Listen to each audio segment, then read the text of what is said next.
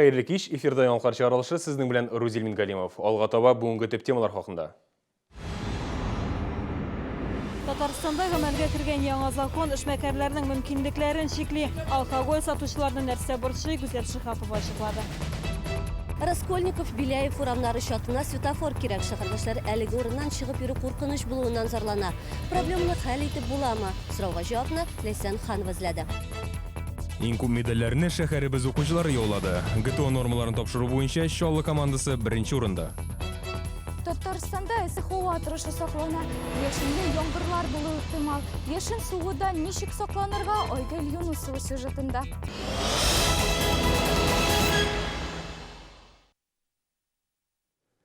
17 июньнән республикада алкоголь сату өлкәсендә яңа закон гамәлгә керде. Аның нигезендә кичке 10-нан иртәнге 10-га кадәр кафе һәм рестораннардан алкоголь эчемлекләрне үзең белән алып чыгу тыела.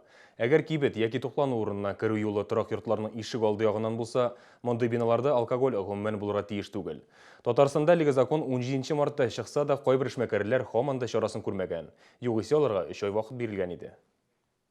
На территории Республики Татарстан запрещается реализация алкогольной продукции, в том числе пива и пивных напитков, если торговый объект расположен в жилом доме, вход в магазин организован со стороны двора. Инде 3 көн дәвамында алкоголь инспекциясы хезмәткәрләре эшмәкәрләр белән аңлату эшләре алып бара. Сидоровка бистәсендәге кибет йорт ишек алды эчендә урнашкан. Хәзер эшмәкәргә я алкоголь сатуны туктатырга, я ишекләрне икенче яктан ясарга кирәк. Бинаның керү урынын икенче яктан ясап булмайды кибет хуҗасы. Алсу Әсәнова берничә ел элек кыскартылуга эләккәч, сәүдәгәрлек белән шөгыльләнә башлый. Хәзер монда да законлы рәвештә юлыма аркылы төшәләр ди ул. Спиртлы эчемлекләр сатмасаң, керем бөтенләй аз кала ди эшмәкәр. Налоги, оплаты ЖКХ. Салымнар торак коммуналь хезмәтләргә дә сыра саткан акчаны түлибез. Ипи сөтне күп сатсак да проценты әз. Сыраны айрыша җәен күп эчәләр. Икенче кибеттә әле һаман 17 мартта чыккан закон турында белмиләр. Иртәнге 10 тулмаган алкоголь шешәләре күз алдында. Бүген үк бирдә спиртлы эчемлекләр сатылмаска тиеш, ә сатучыны бу хакта кисәтмәгәннәр. Кирегә ярамау турынан что да. Бүтән кибетләргә бу яктан керәләр, инде эшкә яктан кермәйләр. Гыз пистәсенең 8-29 йортында урнашкан кибет хуҗасы законны бозмыйм дип саный. Бирдә ишекне икенче яктан ясап булмый, йортка ике яктан да керергә мөмкин. Ике яктан да подъездлар бар. Ике яктан да халык йөрергә мөмкин. Ишекләр анда ачыла.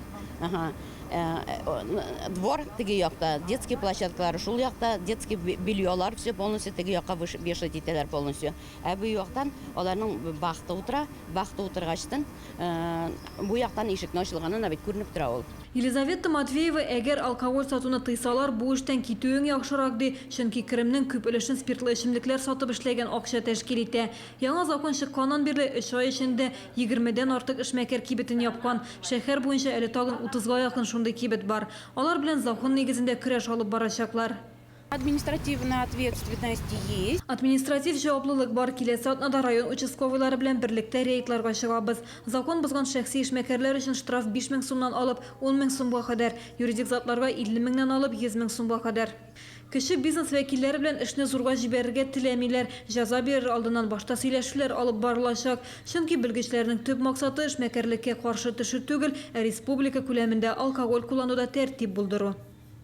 Гүзәл Шихапова, Инар Харисов, Чаллы ТВ, яңалыклар. Биляев һәм Раскольников урамнары чатына светофор кирәк. Шәһәрдәшләр безнең кайнар элемтә телефонына шалтыратып шуны белдерде. Шәһәр пляжына төшә торган бу урында һәр вакыт кеше күп йөри. Машиналар туктамый. Фаҗига булуы бар дип борчылалар. Урында хәбәрчебез Ләйсән Ханова булып кайтты. Лайыклы юлдагы укытучы Тәскирә Буркиевага Биляев һәм Раскольников урамнары чатыннан көн саен диярлек үтеп йөрергә туры килә. Машиналар туктамый, җәяүлеләр юл аша чыга алмый дип зарлана шәһәрдәш. Кеше машина белән пляждан да менә пляжга да төшә, теге яктан да киләләр, бу яктан да киләләр. Без бер 20 минут басып торабыз. Бер нинди рушәйтсәк управа юк, светофор юк. Безнең шәһәргә бу урынга bir sветофор бик тиештер инде. Юл чатышыннан да катлаулы. Бирдә нибары бер җәяүле кичүе бар. Бирдә безнең иҗат төркеме эшләгән вакытта гына да бик күпләр юл кагыйдәләрен бозды. Бу әле көндезге сәгатьтә. Әлеге урыннан үтеп йөрүчеләр кич белән икеләтә, эшләтә күбәя. Кемдер эштән соң су буена төшә, кемдер исә киресенчә ял итеп кайта. Машиналар агымы күбәя һәм әлбәттә инде кеше гомеренә куркыныч та арта. Пляжга Кама буена ял итәргә төшү һәлакәт белән төгәлләнергә мөмкин. Шәһәрдәшләр менә шундый фикердә. Светофор, безусловно, нужен, потому что движение очень активное, по переходу ходят дети. Вот. Это очень важно. Мне вообще кажется, что в таких местах людных, где пляж, например, Кеше күп йөри торган урыннарда һичшиксез светофор яки әйбәт җәяүле кичү булырга тиеш дип саныйм. Өстәвенә чаллыда машина йөртүчеләр зебраларны соңга да сукмый. Шуңа күрә минемчә, бирегә светофор куярга кирәк.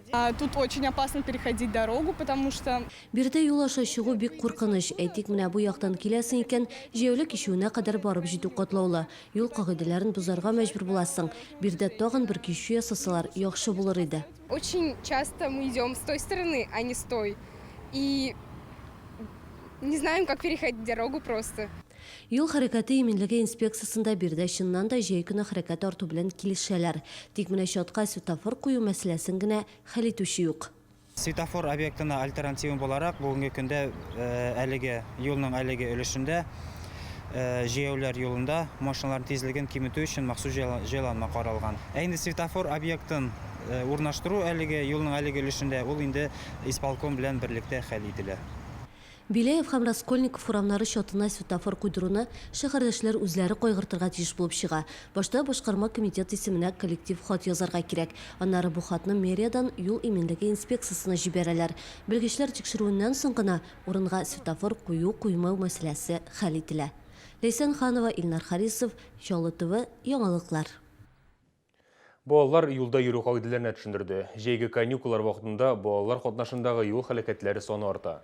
Аварияләрне кисәтү максатыннан укучылар, балик булмаганнар белән эшләү бүлеге инспекторлары һәм юхиди хезмәткәрләр белән берлектә атнага бер тапкыр рейдка чыга. Бүген икенче татар гимназиясе укучылары кечкенә кагыйдә бузучылар белән очрашып, аларга юл кагыйдәләрен өйрәтте. Безнең максатыбыз юл кагыйдәләрен бозган балаларны тотып, аларны юл кагыйдәләрен өйрәтергә. Мәсәлән, менә юлны чыкканда баштан уңга сулга карап чыгарга кирәк. Машина булмаган чакта гына чыгарга ярый. Наша цель – это уменьшить получение травм нашими детьми. Максатыбыз балаларның юл хәрәкәтләренә эләкмәү, автомобиль йөртүчеләрне игътибарлы булырга өндәү. Җәй көнне балалар ял итәләр, җәрәхәтләр алу куркынычы арта.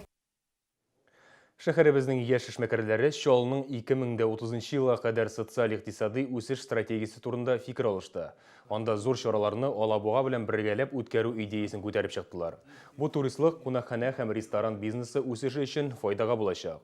Шулай киңәшмәдә дәүләт тарафыннан кече эшмәкәрлеккә теләктәшлек, салым системасы, кадрлар белән тәэмин ителеш мәсьәләләре күтәрелде. Якшәмбе көнне Россиядә медицина хезмәткәрләре көнен билгеләп үтәчәкләр. Чаллының Жемчужина санатории өчен быел икеләтә бәйрәм. Әлеге сәламәтлек саклау учреждениесе ачылуга июнь аенда 30 ел тула. Санаторийның бүгенге яшәеше турында тулырак алдагы сюжетыбызда. Жемчужина санатория турында Чаллыда һәм республикада гына түгел, чит төбәкләрдә дә яхшы беләләр. Бүген ул 450 кешегә исәпләнгән зур бер комплекс. Үзенең ашханәсе, спорт комплексы бар. Биргә сәламәтлекләрен ныгыту өчен Германия һәм Болгариядән да кунаклар еш килә. Тарихка күз салсак, санаторий Камгасы Энергострой оешмасы профилактория буларак ачыла. Хезмәткәрләр өчен дәвалау учреждениесе булдыру Евгений Батунчук һәм учреждениенең беренче баш табибы Мөнирә Ибраһимова идеясы. 30 ел эшләү дәверендә санаторийның матди техник базасы күп тапкыр яхшырды. Яңа җиһазлар һәм дәвалау усуллары барлыкка килде. Жемчужинада эшләүче хезмәткәрләр барысы да үз һөнәренең осталары. Бүген медицина хезмәткәрләре көне һәм санаторийның юбилее алдыннан алар Евгений Никоноровичны искә алдылар. Аның һәйкәленә чәчәкләр салдылар. Хезмәткәрләр Евгений Батунчукка бик рәхмәтле.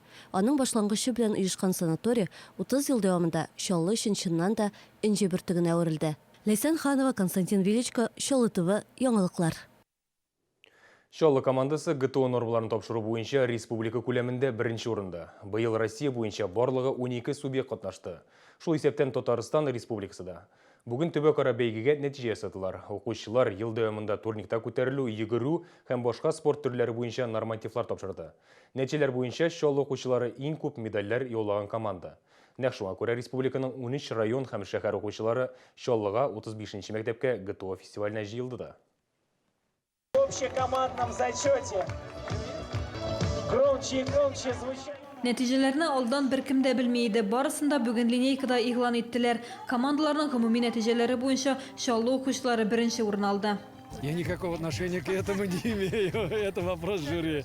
Чаллыларның беренче булуында минем бернинди дә катнашым юк. Без киңәшмәләр уздырганда да муниципаль берәмлекләрнең төрле фестивальләрдә, спартакиадаларда, чемпионатларда катнашуын күрдек. Чаллыда искәрмә түгел, ГТОның күп кенә элементлары электә тапшырыла иде.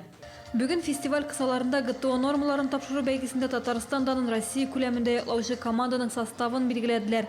Иң яхшы нәтиҗәләр күрсәткән 8 укучыны сайлап алдылар. Аларның яртысы Чаллының яшь спортчылары. Шулар арасында 12 яшьлек Григорий Сюткин да.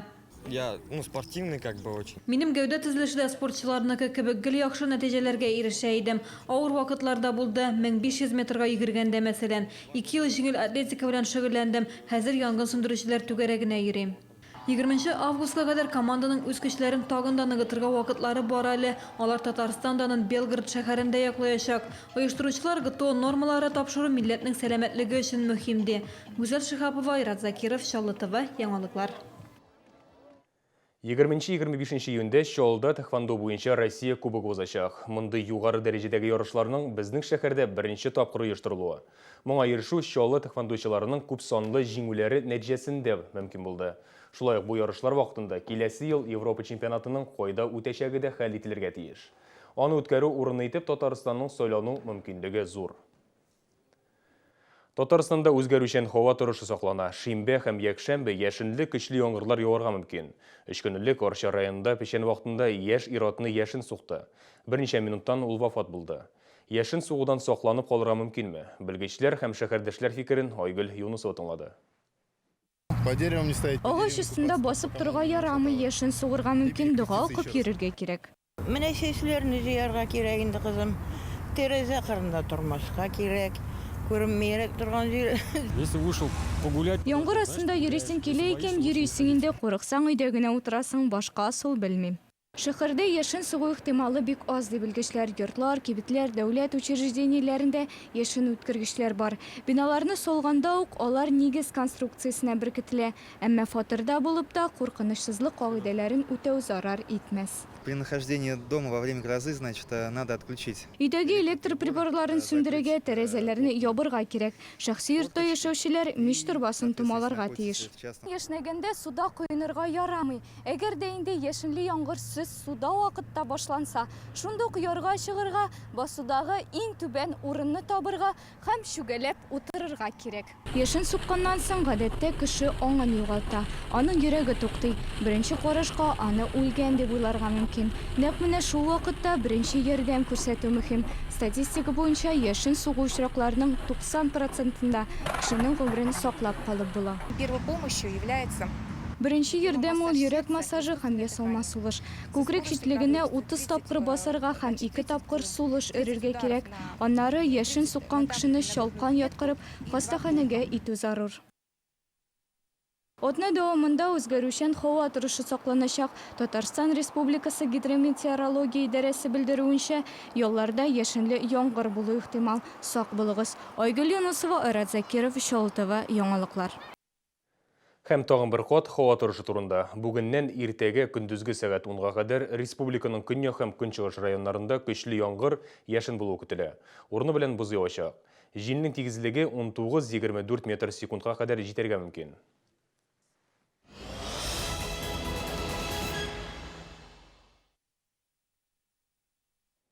Бүген Рамазан айының 2нче көне. Мөселманнар аны изге гамәл, гыйбадәттә үткәрә.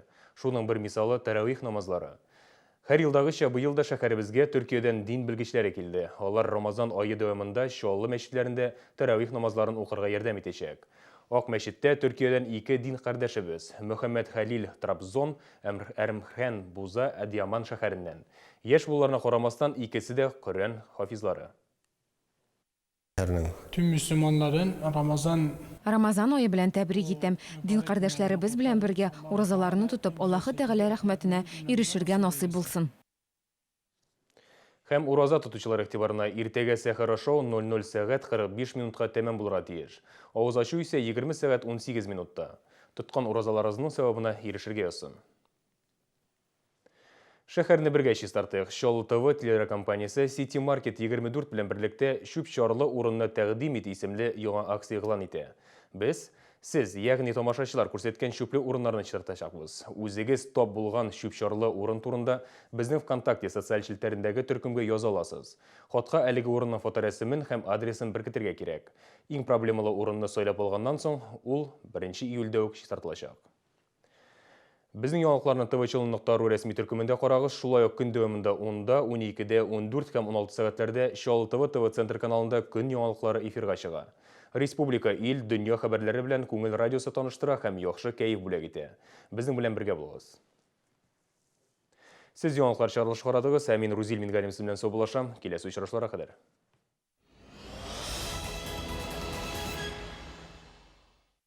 Мясоперерабатывающий комбинат продает оптом и в розницу мясо свинины, колбасы, мясные деликатесы и шашлыки собственного производства в магазинах «Мясной пир» в поселке Нефтебаза и на базе Закамья 510 павильон. Телефон 20 13 19.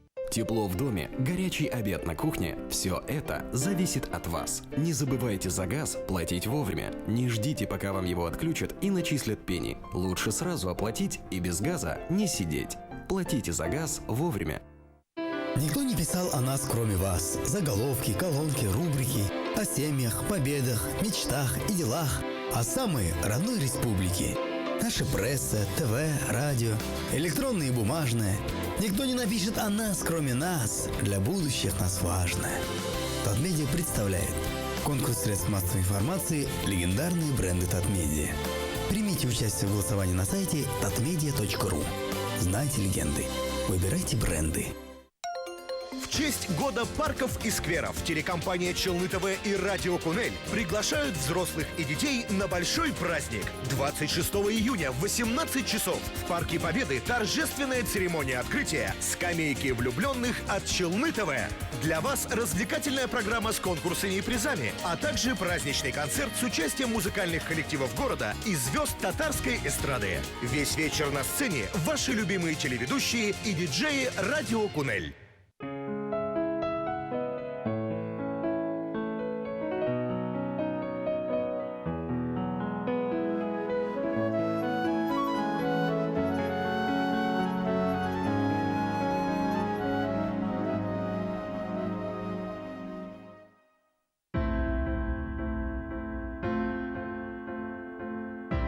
Когда я вырасту, я буду строить огромные машины, как папа, потому что дедушка говорит, что только вместе мы сила, мы и наша земля.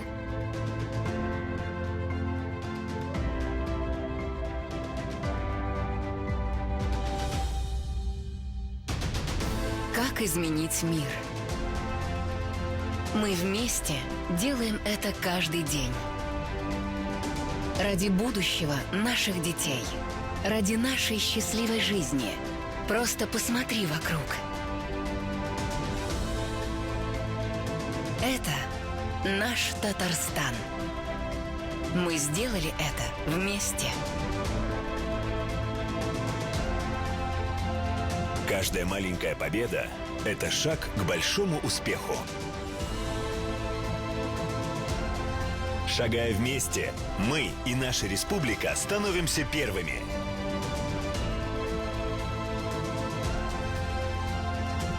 Первыми во всем.